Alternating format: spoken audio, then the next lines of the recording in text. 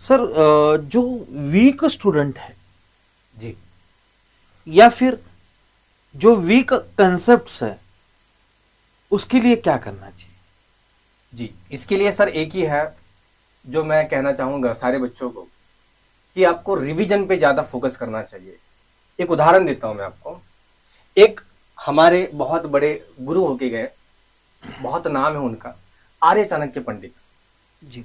तो उन्होंने कहा था, there are only two principle of study.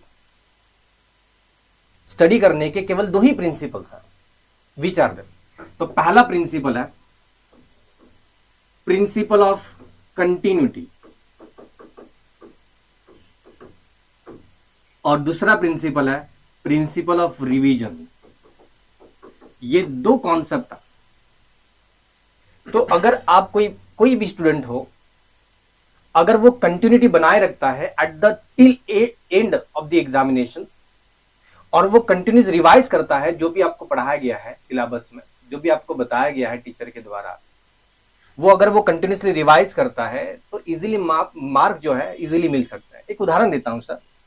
बचपन में जब भी हम लोग स्कूल का पहला दिन अगर आपको याद होगा, तो स्कूल के पहले दिन जो भी टीचर थे उन्होंने कैसे पढ़ाया? तो उन्होंने एक सिलेट दी, हम लोग गुजराती में सिलेट, उसको पेन और सिलेट कहते थे। वहां पर उन्होंने, मैडम ने क्या बताया था, टीचर ने बताया था, ए फॉर एप्पल बना के दिया था हमें सबको। और इस ए फॉर एप्पल बनाने के बाद उन्होंने कहा था कि आपको इस ए फॉर एप्पल को डार्क बनाना है और साथ में बोलते जाना है A for Apple, A for Apple, A for Apple, A for Apple. ऐसे पूरे दिन हमने केवल ए फॉर एप्पल निकाला।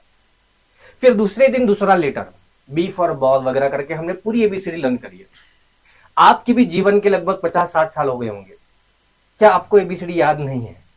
सबको एबीसीडी याद है। बराबर। तो सवाल यह है कि आपको एबीसीडी क्यों याद है? क्योंकि आपने दिन भर केवल ए फॉर एप्पल ही करा था, बाकी कुछ नहीं किया था उस वक्त।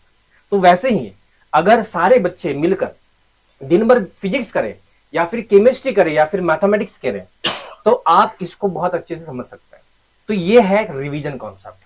तो जितनी ज्यादा आपकी रिवीजन होगी उतना ज्यादा वो मेमोराइज हो जाता है, उतना ज्यादा वो याद रहता है। वही सीक्रेट है सर।